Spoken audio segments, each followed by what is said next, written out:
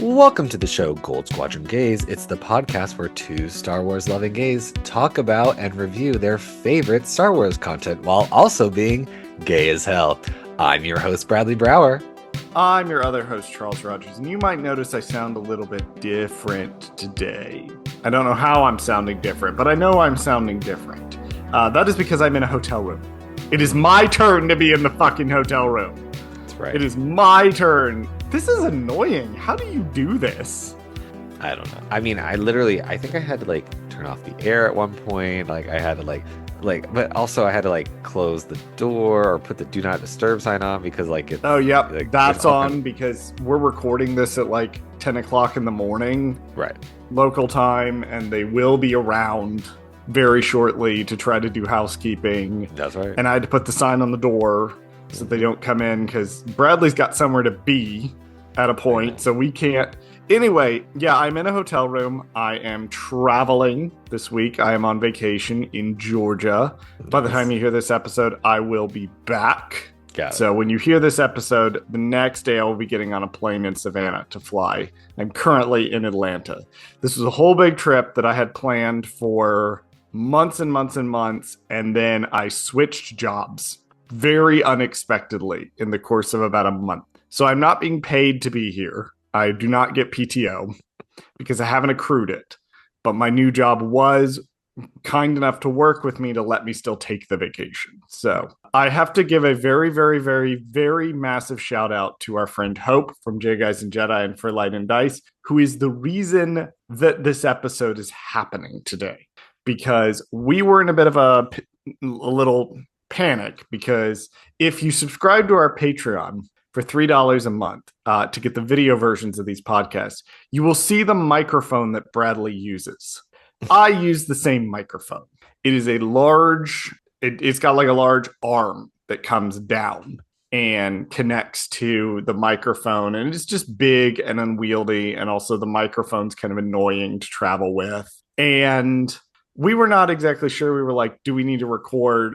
When we also didn't get screeners for Maul. So we got it the same time everybody else did, which was Monday. And I was leaving on Wednesday morning. So we recorded Monday night. And then we were like, well, we don't know if we're going to have to record two of them on Monday night. We don't know if we're going to have to record on Tuesday night, how this is going to work. And Hope stepped in and said, because Hope is coming to the same convention that I'm currently at as well. And she said, well, I can just bring you my microphone and you can use that to record. Glorious. And so she packed up her microphone that she uses to record J Guys and Jedi, and she took it all the way down to the convention where she's staying. I'm staying at a much fancier hotel in Midtown because I'm bougie and I want to be comfortable and relax.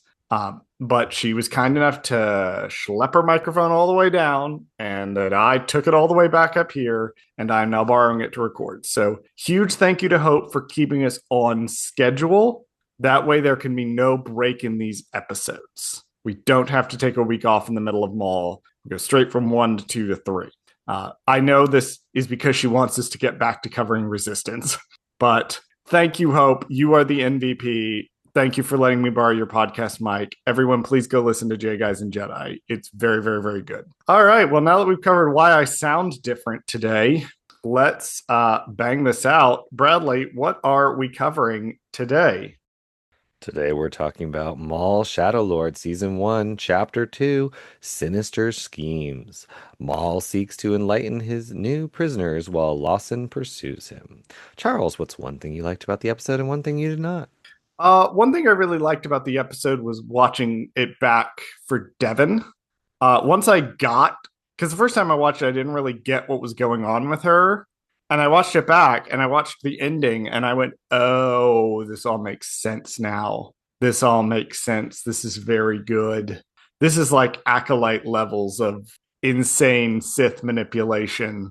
I love it. It's great. The first time I watched it, I was not really compelled by her scenes in this, and this time I was like, oh, this is good. It's short, it's sweet, it communicates what it needs to communicate. We don't have long drawn out conversations between her and Maul, but it still gets it. And one thing I didn't like of the episode was a lot of the rest of it structurally, and I don't want to say any of it was bad. Like, none of it was bad. it just felt very much like there are elements of the plot that we couldn't introduce in our incredibly tight pilot episode that we have to introduce here. So we're gonna make this kind of a meandering around episode so that we can see people who didn't really cleanly fit into the crime drama portion of the crime drama. So we have a random scene where he goes and meets his kid because we're gonna need the kid later. We have this random scene where he goes and meets this person, this other like nightclub owner or something, because we're gonna need her later. And I understand why this has to happen. It just felt a little weaker than the first episode, and I think it was because they had a couple of dangling plot elements that they wanted to introduce. They wanted to set up before they could start paying them off down the line. Overall, I thought it was still a very, very, very good episode, but it did feel both like it's sort of maneuvering everything to set up stuff and also kind of introducing random bits that they knew they were going to need later. What about you, Bradley? One thing you liked and one thing you did not. To jump kind of more on your thing, because the one thing I did not like was, yeah, I felt like there were scenes in this that felt like they were cut from the pilot. I think that's kind of like the same thing. It's like I felt like we should have just kind of squeezed them in somehow to the pilot and just made it longer. Like chapter one should have just been like a little longer. Like I don't think anybody would have complained too much about that if we had thrown in a few more scenes in there. I don't know. I feel like her ending chapter one with her recognizing Maul, but then like I don't know, it just kind of jumps into the action, and then I felt like chapter two, you could have combined them honestly. I felt like there's a way. There had to be a way to combine these two and make one big episode. Like I don't think you necessarily needed this to be its own episode because I mean, it fixes a lot of the problems I had with the first episode too, like some of the Master Daki and the Devon stuff I felt like that was missing from the pilot was in this episode. And so I felt like if you had just taken that stuff and just kind of thrown it in there, and then yeah, the new characters that we'll introduce in this episode clearly are meant to be used later on. And so it's kind of like because I both like and hated. So that's my one thing I liked was I love the Riley scene, but I also don't like that scene because it doesn't really make sense other than to just introduce their family dynamic and that's it. And then it gets in and out in like literally a second. So I probably would have preferred that they would have taken those two scenes, the scene with his son and then the scene with the informant.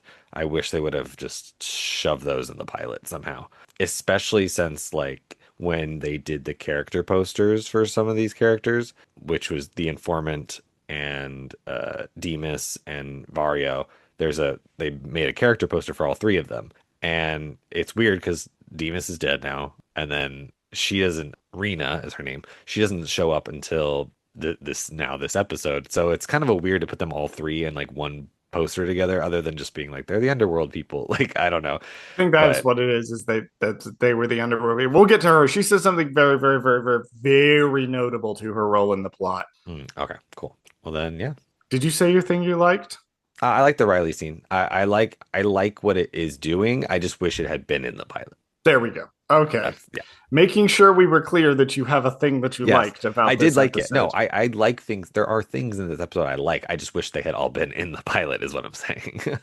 Yeah, I am glad. I am glad these two released together. And you mentioned before that you thought this one would have been a little weaker coming off Yeah, the back of it. It's no Bad Batch where I think that the sophomore episode is always very difficult to do when you have an incredibly banger pilot, an incredibly right. tight pilot, and then the sophomore episode's almost never going to be as good as that pilot. It's just the nature of things because the pilot gets you hooked and ends with a cliffhanger, and then episode two is like, okay, and now here's the rest of it. Right. And The thing that you should have seen. The Bad Batch is the only show I could think of where the second episode is as good as the first one. Section 1. Maul's crew continues with their escape from the police, kidnapping Devon and Vario while under fire. They flee in stolen vehicles while police give chase, and a highway pursuit ends in a crash after Master Daki intervenes using the Force to stop the vehicles. This allows the police to catch up, and Maul creates a diversion by collapsing a bridge, allowing his group to escape. So I took my notes on this last night, And on Google Docs this time, I switched from using my phone notes to Yes. Google Docs. After Mhm. 5 years Sure. of taking my notes on my phone, I have switched to Google Docs. So now I can get it back if I delete it. Great. Mm-hmm. Mind you, I can, at any point in time in my daily life, I can search Mandalorian season one notes and get them for this show. Thank you. Anyway, I watched this. I did my notes last night on my shitty laptop that I have really only for writing. Hmm. This is the only reason I have this laptop is so that I can go to workshops and conventions and still be able to write. And it's still gorgeous. It's I still mean, beautiful on my shitty stuttering laptop. It is still one of the most gorgeous shows I've ever seen. And props to it because do you remember when the Game of Thrones Battle for Winterfell episode came out and they told everybody, oh, well, you've just got to get a better TV? oh, is that the really dark episode The that really everybody dark complained about? episode, and people were Yeah, I complaining, remember and that. then they I were do like, remember that. you need to get a better TV. Yeah, so I do want to formally say HBO, sincerely fuck you. That's not a thing. Most TVs, modern TVs can handle just about anything. Even in bright daylight with the sun shining on it, you can still basically see what you're watching on your TV. No, you just didn't put in the work and color grade your scenes properly. This show looked as good on my shit laptop as it did on my giant TV at home. I believe that. And I think that really speaks highly to the thought that was put into they didn't make this show just for the big TVs. And that's something that I really want to shout out about this. It looked just as good on my laptop. I love that. Or rather, I had as good of an experience on my laptop as Well, I did on my TV. thankfully, when you watch 3 and 4, we'll put it up on my TV and you can Yes.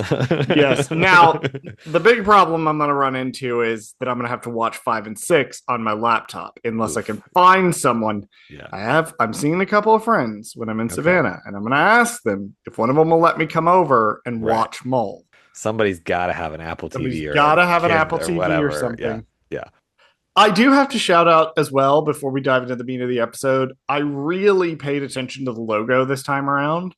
It's Okay. watch the logo like The fire carefully. logo. The fire logo. Yeah, it's really The good. sound design, the design of the logo itself from a graphic design standpoint, and then the way it like claws away, like it wipes away Yeah. from it. Like it's I just had to shout it out. It's really, really, really cool. Well, it's an evolution from when they did the Clone Wars logo and they burned it away and it was Bad Batch or whatever. Like Oh, that was awesome. I feel like it's an evolution of that and being like, look, we can also do another really cool thing with this one, you know. Yeah, we don't just have to slap the logo on there and do. Right. Boom, you're done. No, this one's a really, really involved. As much as I love the Rebels intro, this one's a really involved, really detailed logo. I love that they commandeer a garbage truck to chase them down. I like how Two Boots is able to just be like police business, and then like the droid is just like, okay, fine, like because he's also a droid, obviously, so like he can't be lying, like he can't be like because you know how like I don't know if it's in Star Wars mostly, but like there's always like a scene where someone's trying to steal a vehicle from somebody or something like that, and they're always like, what the fuck, like, and then it just makes more sense because he's a droid and he just has the authority to do this. Yeah, it's also a cop trope. It's a cop trope where you want to, for a number of reasons, you may want production wise to have them just have a regular car, or they might be in a situation where they don't have access to their own car. And so they just commandeer a car and they use it for a high speed chase. This one, they do a garbage truck, which I loved. Also, so Toots goes, sorry for the smell. And I realized it's like he's only talking to Lawson because I think all the other cops are droids, like in this particular scene. So it's like he's only apologizing to Lawson, like, sorry for the smell. Like, and Lawson always has a comeback. He's like, yeah, I've seen worse. Yeah, right. I'm not going to shout out every time the animation does something insane, but I did have to point out when Ikadio slams his thing down onto his staff down onto the pavement, and the pavement cracks and splinters. it's a real quick shot, but I had to go back and rewatch it again because I was like, what the this is insanely detailed. I also I love how just promise. cool it is. Like it's just in Yep. general. Like it's just like It's a just cool bit. cool. It's just cool. This whole show is rule of cool. That's what's going on here is that Yeah. it's rule of cool. It's if we can do the thing in an awesome way, we're going to do the thing in an awesome way, which I love. It keeps it big, it keeps it fresh, it keeps it entertaining. I want to bring up so Master Daki is in the middle of the street. He does the force thing and he flips the car, which is already a cool action thing that happens in action stuff all the time. But I just find it interesting that he flips the car over him. Maul gets off and is like, his expression is like, oh, interesting. Like, it's not, I couldn't tell if it was like he recognized him or if it was more like, oh, this is like fun for me. Like, because this is like a thing that I wasn't expecting. I think it's that he knows that he's got a Jedi Padawan Right. in his Right. custody, and he knows, oh, this is probably the This is the master. master. Okay. This is the master. And I love that they just kind of all stand there for a minute because you Hmm. think there's going to be this big fight between Maul and Echo Dio, and they just sort of stand there for a minute staring at each other, and then Maul breaks the bridge, Right. Because which he is plays dirty, you he know. plays dirty. The opening scene of Obi-Wan Kenobi, where the Grand Inquisitor is like, the flaw of the Jedi is compassion. It's an Yes. itch. They can't help it. Maul sets up in this very brief moment this situation where Echo Dio can either save Devon Right. or save a bunch of civilians, knowing full damn well this is not a choice. Echo Dio is going to save the civilians. And Maul knows this. Right. Which, well, okay, not from Maul's perspective, but like from just a viewer, it pisses me off because like I can never defend the Jedi because I'm always like, you guys are always doing the wrong action that turns your Padawan against you every single time, and it Yep. pisses me off every time. Like I'm just Because like, the Jedi code is so inflexible that it's really, really easy to manipulate. right. And Maul effortlessly shows here that he's able to do that because now he's set up this impossible situation. Of course, Echo Dio is going to save the civilians over rescuing his Padawan, and of course she's going to see that, and of course that's going to plant seeds that Maul can later exploit. Right. Like this is the part of the show where things go right for Maul. This is the part Oh where yeah, things are he's gonna be on working. the up and up for a minute. He's Like I gonna be feel up and like up yeah, for a minute, but then we're gonna get on the down, yeah. I'm and guessing that's that's when the Empire shows up is when his shit's about to I'm hit the guessing fan. that's when Yeah. the fucking Star Destroyer from the trailer That's shows what I up. was thinking. That's yeah, I was thinking that's when his shit's about to go down because right now he's running on highs right now because he loves it. He's like, I live for the chaos, I live for the manipulation. Section 2. Back at police headquarters, Captain Lawson still refuses to involve the Empire despite the pressure from the chief. Meanwhile, Maul brings his captives to his hideout. While speaking to Rook, he reveals his plan to use Devon as a weapon against those who have wronged him, including Darth Sidious. Do you want to talk about who's voicing the chief of police? Yeah, so Chief Klyce is being voiced by Kiko Agena. She's mostly known for her roles on Gilmore Girls, Prodigal Son, and Better Call Saul, and 13 Reasons Why. No Marvel project, but she does have a Disney. She did do a voice for a few episodes of Kim Possible. She's a long-term working TV actor. There's a lot of one episode of X, one episode of Y, one episode Right. of Z. She's been in one episode of Castle. She's in one episode of House. She's in 3 episodes of Shameless. It's a lot of showing up for Right. or a handful of episodes. But I also love that the Chief Kleiss picks up the Benjamin Sisko baseball and is just like Hmm. tossing it around. That's now the second time someone's messed with his ball. This is the second time someone has picked up the Benjamin Sisko baseball. Yeah. Yes. My only other note for this section, before we get into the conversation with Devin, which you seem to have placed in the next section, is Rookcast knows who Sidious is? Yeah, I'm guessing like she only knows because Maul has laid out like for his group like, hey, here are the targets essentially, and then maybe he has just I mean, come on, he's obsessed with Sidious. So I feel like Oh yeah, he's he just pissed. he probably just drops it in casual conversation and they're probably always like, ugh, mentioning Sidious again like He's the guy who was under an NDA for a decade Right. and He can can never talk about stop it talking about now. it. Yeah. Yeah. So now he Exactly. can never stop talking about it Exactly. because he's allowed to. But the problem is the only people he has to talk about it to mostly are dumb as hell or Mandalorians who don't talk back to him. Right. And so the only person he can have a conversation with is this one Mandalorian. But yeah, I found it really interesting that Rick Cass knows who Sidious is. Her face has a reaction to be like, "Oh, that's the plan.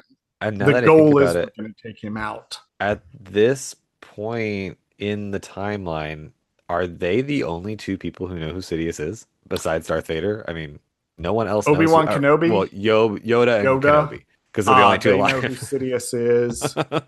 Um, I don't think Ahsoka knows. No, I don't think so. I don't think she ever Because she's found out. gone from the group by the time they figure it out. Yeah, she's off on Mandalore when they figure it out. That's Yeah, crazy to I think don't about. think There's Ahsoka only a knows handful of it. people who know who he is, so that's just interesting. Like Yeah, it's just it's an interesting fact. Obi Wan Yoda, Maul, And Vader. Masameda. Oh, okay, that's true. You got to have your Masameda personal knows. assistant. I think Saint Pestige also knows. I think Baylor. Does Bail Organa know? I I don't don't think. think I so. don't know if Bail Organa knows. I don't think anybody besides I think the Bail quote unquote Organa Jedi. knows. You think? I think he knows. Oh wait, doesn't Mon Mothma say Sidious in Bad Batch or no? No, she doesn't. No one says Mm-mm. Sidious. They say Palpatine. I'm sorry. They say Palpatine. Yeah. Yeah, no. I think they. I think maybe he knows that he's evil. He doesn't know the name Darth Sidious. He rescued. Yeah, I think he might know that Palpatine is a Sith Lord, Right. He just doesn't know but his he like name. doesn't know the name Darth Sidious. Right. One of my favorite scenes from the Dark Lord trilogy, the Legends trilogy of Labyrinth of Evil, Revenge of the Sith, and Dark Lord, is at the end of Dark Lord when Bail Organa is like standing on a platform in Coruscant. He's talking to Mon Mothma, and Vader just walks out of a shuttle, Yes. and Bail has this "oh fuck" moment where he realizes that oh shit, Vader's still alive, Right. which is great. I highly recommend the Dark Lord trilogy if you want to get into legend stuff. Labyrinth of Evil, Revenge of the Sith, and Dark Lord. Maul's such a little annoying piece of shit. That's what I love about him. He's so goddamn annoying. He's such a try hard, right? So Devin says he asked Devin who she is, and Devin's like, I'm a prisoner. And Maul's like, if that's what you believe. I needed to point out that line because Maul is such a fucking tryhard, Hmm. and I find that hilarious. He's trying so hard to be Sidious. He's being very manipulative in what he's trying to say. Like he's trying to be like, I'm smarter than everybody else in the room, which to an extent he is, but he's also being too cocky. Like I feel like he's like pushing his limits on what he knows and what he's because he's trying to use the same tactics, but he just doesn't have practice with it, I guess is the No, this is a very clunky version of what he will attempt on Ezra in Rebels. mm, And he misses some golden opportunities too because he mentions to Riley, not to Riley, that would to be a very Devin. different show. He mentions to Devin that, oh, you were indoctrinated as a child Right. and I'm going to break you out of that. And I'm like, bitch, so were you? Like, you Yeah, were also indoctrinated yeah, as he a acts very like small child. his whole entire upbringing wasn't also It's indoctrination. like you act like, oh, I have all this freedom. And like the thing that you're trying to indoctrinate her into was the thing you yourself were indoctrinated into that you can't let go of. Right, he acts like the one scary magic religion is not any different than the pretty magic religion. Like it's like what they're both the same thing, just Yeah, different it's sides of the also like coin. Like you're trying to indoctrinate her too. You're trying to do the thing you're accusing the Jedi of doing exactly, exactly. because that was what was done to him. He did not join the Sith later in life like Hmm. Dooku did or Anakin did. He was raised into it as a child. He frustrates me. Section 3. At his apartment, Captain Lawson briefly connects with his son Riley at home, but leaves again for duty, showing the strain between his job and family life. Back at headquarters, Lawson pushes two boots to keep investigating Maul's network despite a lack of leads and continues resisting involvement from the Galactic Empire. Now let's talk about the Riley scene and let's Mm. start with what I know we've all been waiting to talk about, the voice of Riley Lawson. Yes. So the voice of Riley Lawson is Charlie Bushnell.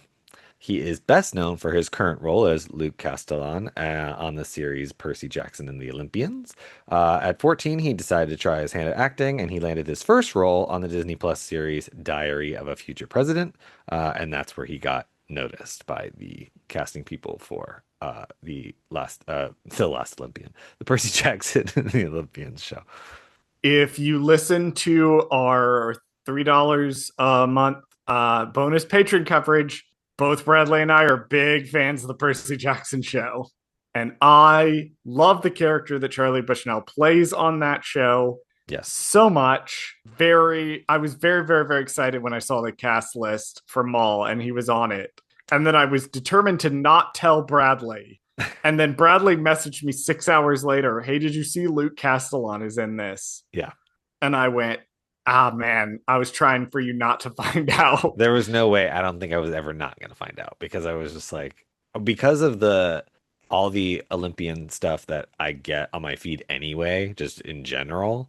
I think like this was just it was a natural like, mind you, we already had this conversation where the reason why I found out was they put up a picture of Charlie Bushnell next to Maul or whatever, and they were like, he's on the show, and people were like, Charlie Bushnell is the voice of Darth Maul. Like, no, that's not the same thing.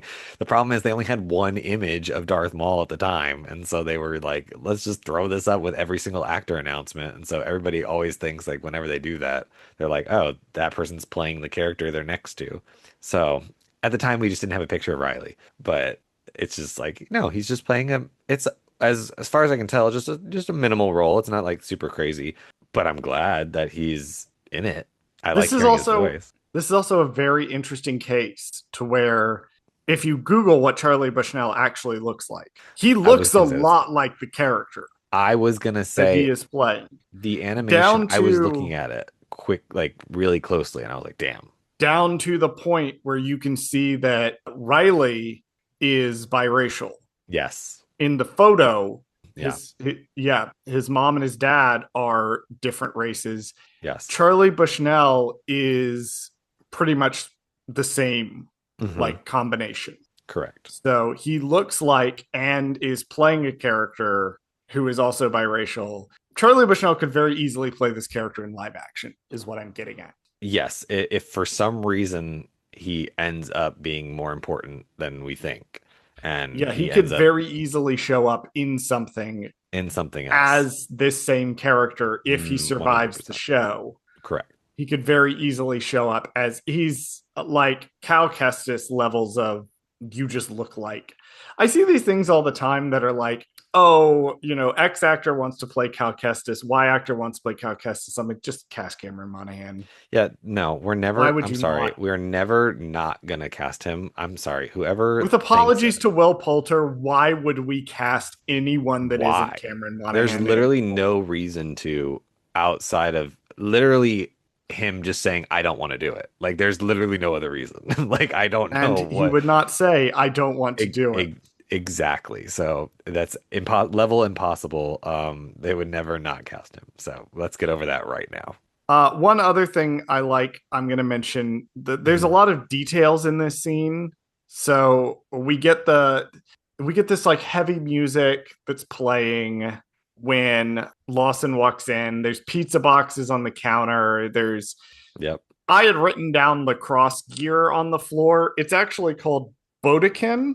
Bodekin. Okay. Bodekin is the sport that Riley plays. Right. So his gear is on the floor and he is introduced wearing the uniform. Like clearly he is on his way to early morning practice or something. I like that there's a lot of details about their relationship of a teenage boy and an adult man, the latter of which is never around. And so the teenage boy has just taken over the entire apartment. I was gonna say it's a very like dude pad. Like it's very like well, also because we do learn in this scene, if not before, that he is divorced or separated from his wife to a point where they don't live together. Um, And he doesn't want his kid, he has custody of the kid. right. He doesn't want the kid to see his mom without him. Without him there. which Riley is a fairly older teenage Yeah, boy. he's definitely an older high schooler teen. Like I at least I'm assuming. Yeah, so So, something happened between. right. This was not an amicable separation. No, this is very much like he does not want him to be alone with the other parent. Yeah. I do like that Riley, the way we are introduced to the characters is, Lawson's a shit dad because he's Hmm. never there. Riley is not introduced as being very resentful about this. He's upset. He wants a relationship with his Right. dad, which I thought is a nice twist on the tropes that we'd already seen in cop media. Because a lot of time, if there's a divorced dad who's a cop, he's probably going to be estranged from his kid Right. They're to add a usually the one who layer. have the worst relationship or Yeah. whatever. There's usually the kid's going to be resentful, the kid's going to Hmm. be upset. That may be the direction Riley goes over time, but at least from a starting point, Right. it's very clear he loves his dad and he wants a relationship with him. He wants a relationship with his mom. And his dad's just never around because his job sucks. And I like that they pack so much complicated family dynamics into a very small scene. Which is again, I said I like this scene. I just wish it had been in the pilot. I also feel like it's so short. I think they do a good job, but I just wish like I don't know. I guess like in universe, I was like he just got home from work and then he has to go back to work like less than a minute later. Like I don't know. I hate that, but I get it at the same time because he's, he lets his job control his life. He doesn't control his life. He lets the job dictate where he does things. The only other thing I had for this scene though was that I'm assuming that the baseball on his desk is the same ball that Riley uses in the game that he uses, and that's his game ball. That's why he has it on his desk. Oh, that's really cool. I like that a lot, actually. I just assumed that was like his way of like No, keeping oh his my God, son close to that's him. that's so sad. That's Like what I he figured it was. tries to keep his son close to him, but he Yeah. can't like be physically part of his kid's life. Yeah. But he still keeps it next to him, and then everybody comes in and is constantly mishandling this ball. Right. Oh my God, that is so sad. Yeah, that's what I was getting from that. I was like, oh, that's like his son's like winning prize ball that he did one game or something like that. You know what I mean? Like, and then he keeps it there to remind himself like why he's doing this job all the time, like why he's there. Like just a, That's very sad. just a, That's very just a, sad. We need to just a move thing. on before I become more sad. Section 4. Back at the hideout, Maul forces Vario to cooperate by intimidating him into arranging a meeting with Marg Krim so he can eliminate the Pike leader. Meanwhile, Lawson meets Rena Soul, who explains Maul's past with the Shadow Collective and its connections to major crime syndicates. She warns Lawson that Maul is likely behind the recent events and urges caution. I love Vario so much. He never shuts the fuck up. He's a talker. He always talks. He always talks. I love that he always talks. He's a big yapper. I think this is why I relate to him Gotcha. because I also never shut the fuck up. Hey, Bradley, who's voicing Rena Sewell? Rena Soul is being voiced by Pamela Adlon. Her acting debut was in Grease 2, but she's appeared in multiple projects since then, like The Big Bang Theory and the Bumblebee movie. But she is best known for voicing Bobby in the animated comedy series King of the Hill, for which she won a Primetime Emmy Award. She's done a multitude of voice work in other shows like Pepper Ann, Recess, Rugrats, etc. She's a lot of animated stuff. She's definitely a Disney animated trifecta because she has a ton of Disney stuff, but also I just had to pick one. One of the major ones she does is she does the voice of Vita in the animated Tinkerbell movies, which are really popular. And then she's also done Marvel's Moon Girl and Devil Dinosaur, which seems to be our running theme on these shows recently. This is not her first Star Wars, however. She did do a two different voices in the Lego Freemaker Adventures, which you have seen. So there you Yes, which I believe is no longer on Disney Plus anymore, and that is a crime because those are go. really good. One quick note, just from the trivia guide that was published for episodes 1 and 2 on StarWars.com. Quote, Rena Sewell's office features a unique aquarium, something often seen behind powerful gangsters in crime films and serving as a visual metaphor for power, control, and character personality, end quote. This So, character is so interesting to me. I need to know more about her because she serves the trope of two different. like things, I feel like, in cop drama and like whatever. On the one hand, she's like this, like clearly somewhat involved in crime, but like not doing anything illegal that we're seeing. You know what I mean? Like there, she has a history in crime, I guess. So she's filling that informant role, but then also she's got that like femme fatale role as well because she's very like she's trying to like flirt with Lawson at one point. She's like, he's like, "You have any other Oh, they've information for me?" definitely banged Yeah, at some point. Like yeah. they've I'm like, definitely had sex. yeah, or at least Yeah. she definitely wants to. I mean, I don't blame Oh her, no, I but definitely think they've had sex at some point. This has gotcha. happened. I get that vibe. I do. Okay. I'm curious because he also kind of like, I mean, because he is technically a single man. I mean, he's divorced, dad, we're assuming. But he also gives the vibe of like he wants to, but he's trying to be professional at the same time. So he's like, I don't know. Like, I want to do this thing, but I'm also a cop, and you're also clearly involved in some sketchy things. So I don't know if I should involve myself with you. He does make a mention of a planet, or but they jointly make a mention of a planet called Catalor, or a location called Catalor.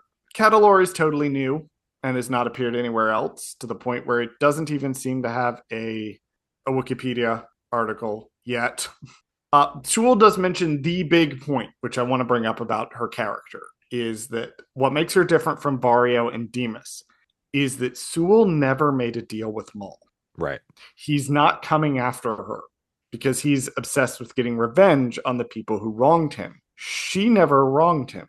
Right. And she makes a point like she's proud of that. She's like, I didn't submit to him. I didn't do a make a deal or do anything. Like I was never involved in his shenanigans, whatever they were. Yes, and this is going to be important, I think, later on in the show, is Mm, that right. she never made a deal with him back in the day to join the Shadow Collective. So right now, she's not on his radar. Section 5. Back at the base, Maul tries to tempt Devon into abandoning Jedi ideals by offering her power, but she firmly holds to her beliefs. Maul argues morality is not simply good versus evil and attempts to convince Devon they could be allies, but she refuses to trust him. Rook arrives to confirm Barrio's intel and notifies him of the Pikes arriving. Maul and his forces sabotage a Pike ship, and then he massacres the crew and they seize their cargo. The ship's captain threatens Maul about Marg Krim's revenge, and Maul responds by slicing him in two. Maul asks, I think, one of the central questions to Devon with regards to her character, which is, what does it mean? I'm paraphrasing slightly. What does it mean for you to be a Jedi in a time of lawlessness? So I just want to keep us to keep this question in mind because she doesn't really have an answer for it. Right. She is taught the Jedi ideals and espouses the Jedi ideals, but we see that when push comes to shove, she's willing to abandon them because she stole fruit from the fruit vendor. Right. So we'll see where this is going. Maul also notes that people think he's the villain, to which I responded, "No, Maul, you think you are not the villain, but I promise you are." You may not you may think you are the protagonist of this story, but you are a villain protagonist, and you seem to have confused the fact that just being the protagonist does not mean you are not a villain. You may be a sad wet rat man, but you are still an awful sad wet rat man. Right, right, right. You suck. That's the point of this, is you're a terrible person. My next note, which I will also read verbatim, is fuck them pikes. Okay. I love to see pikes get killed. It's my favorite thing. Also worth noting, the Pikes dying is the first sense of like humanoid or like well just people that are dying in the show like versus droids. Like I think the first kind of Maul going crazy scene with the police and stuff was mostly droids and it was like whatever, he's killing robots. This is like no, he's murdering all of Yeah. these aliens. Like It is impressive how close this show gets to being gory yeah. without being gory. Because there is a moment where Maul has got the Pike captain on the ceiling and they exchange words. Maul lets him go and slices him in half. And the camera cuts literally the second before he gets sliced in half. And your brain fills in the rest of it It's probably one of the because you coolest see it shots. Yeah. through the window. It's one of the coolest shots. Yeah, The direction on this is phenomenal. Like, I love it. I could teach this. I'm not a very good director myself, but I could teach a course in direction using this show and how to use shots, use angles, use editing and cuts and all of that to imply things or tell us things, Right. because that's what good direction does. It tells us the story visually.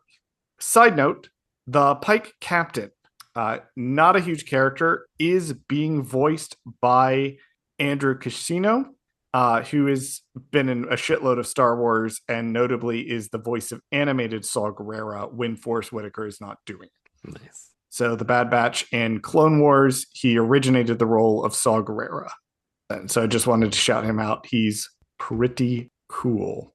Maul is such a drama queen every time he fights, and the show knows this because it keeps putting fuck ass orchestral choir shit behind him. And it's both so cool and so cool it comes around to being cringe.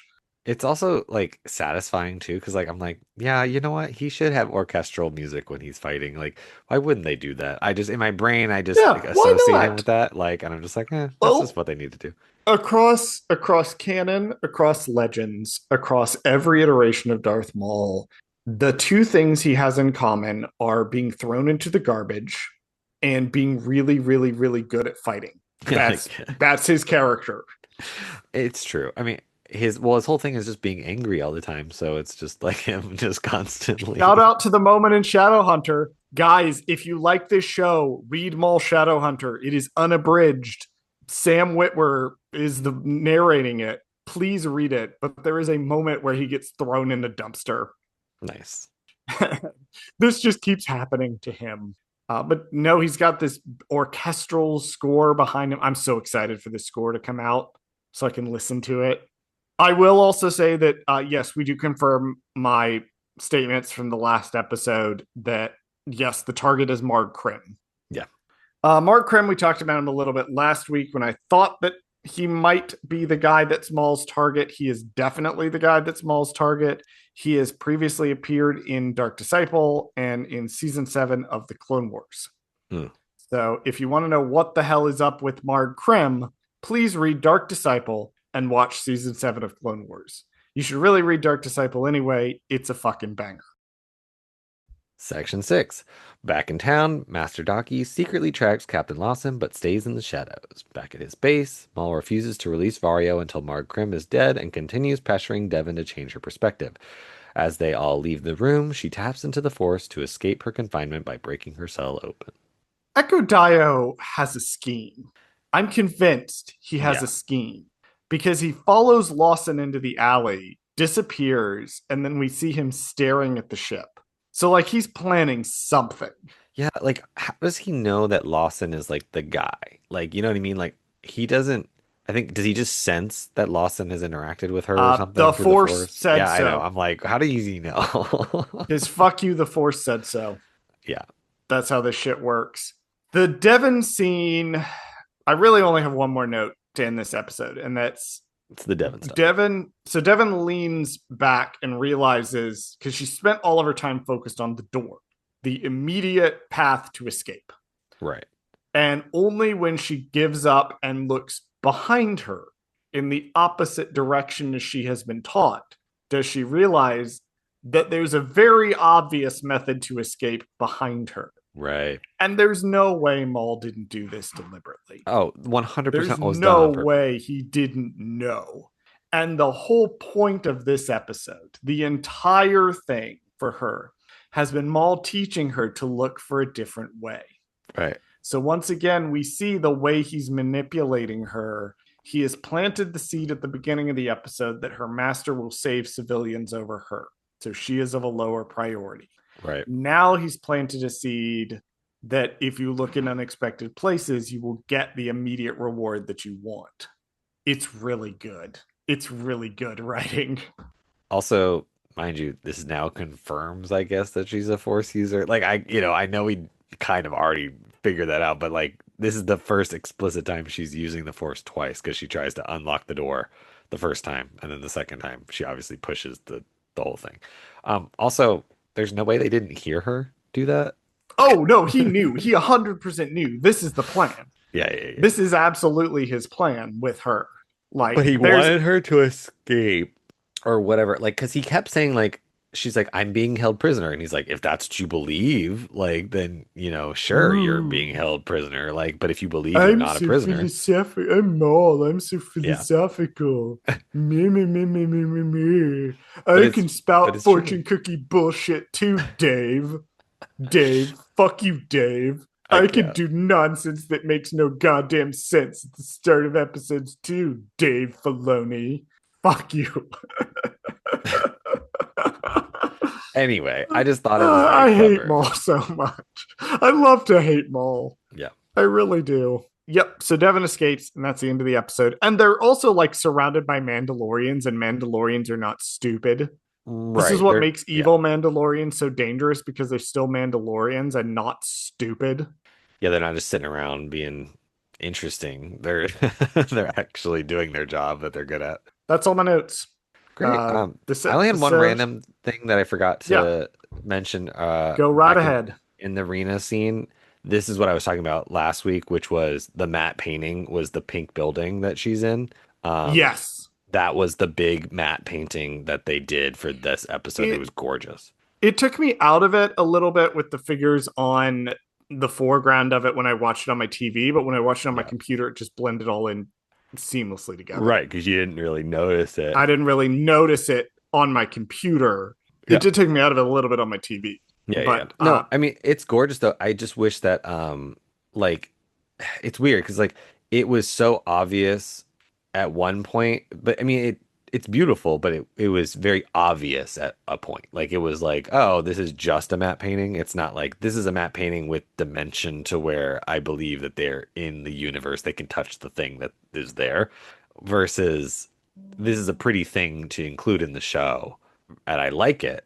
I just wish it was more interactive in that sense. Like it looked more like lived in, if that makes sense. this episode was directed, supervising director Brad Rowell, directed by Saul Ruiz. Those are names we said last week. It was written by Matt Micknovitz, a name we said last week. All right. Final thoughts? Good. Not as good as the first episode, but we are building out the mythology. We are building out the world. I liked Janix a lot. I think it has some really interesting characters. I think they do a lot of legwork in the first two episodes to set up things. So for a new planet that we've never been in before, and with the exception of Mole and Rick Cast, we've never seen any of these people before. So it Right. feels refreshing. It feels like a breath of fresh air. It feels like something new and exciting in Star Wars. It's a new genre that we haven't really done before. It's new characters. They feel so Star Warsy, like they feel like they belong here, which is great. No, for sure. Um, I loved it. I loved it a lot. I'm really excited to watch episodes 3 and 4. I am too. I think my final thoughts are I like this episode. I don't love this episode. I wish that there's a way. I know there's a way. I know Disney doesn't want to do it this way because money and or reasons. But there is a way to combine these two episodes and make a super pilot that is perfect. I just I don't know what the way is. I'm not an editor. I don't necessarily know how that works. I think there are things that you can pick and choose from this episode and put it in the pilot to make that even better than it already is.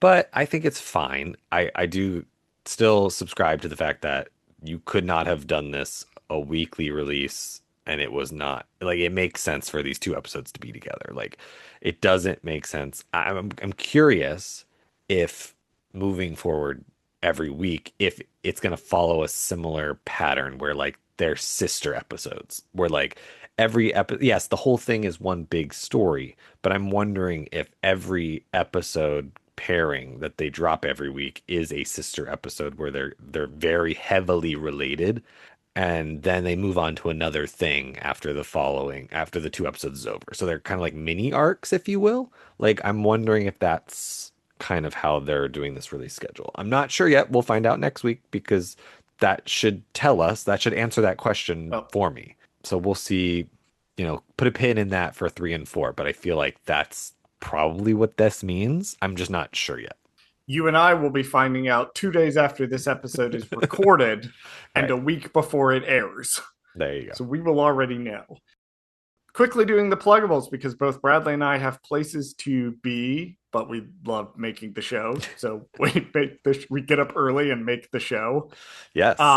Very quickly, pluggables. Bradley, what came out this week that we talked Yeah. about in our intro section that you can access for $3 a month? We had a very brief discussion about this. What dropped yesterday as of recording this? So, if you want to follow me outside of the show, I work in behind the scenes reality TV. I've worked on shows such as Married to Medicine on Bravo, The Circle on Netflix, and right now I have a new show that just dropped on Netflix, season 2 of Temptation Island, which you can watch right now. I will be watching it when I get back.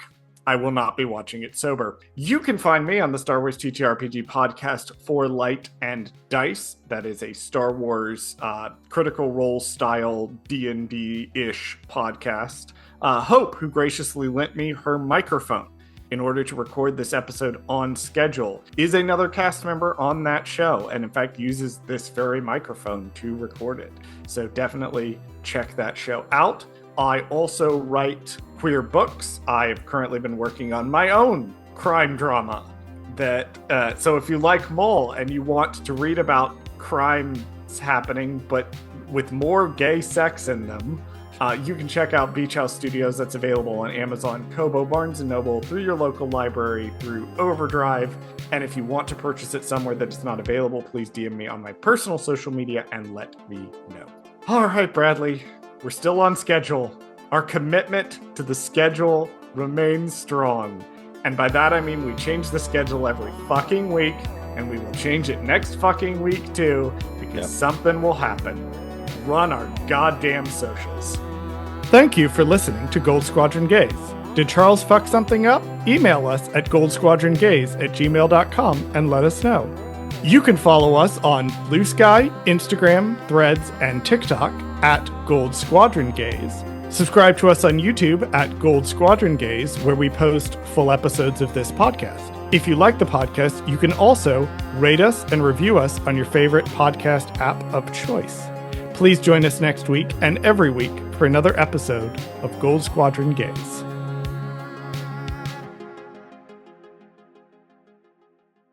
I used to go every day, and then they closed the one next to my work, and now I only go once or twice a week on the weekends to write. I just don't drink coffee, so it's not really a thing for me. Well, that's good for you. That's probably why you fucking look 25 and you're 30. Oh my God. You're such an eternal twink. I can't wait until you start looking old.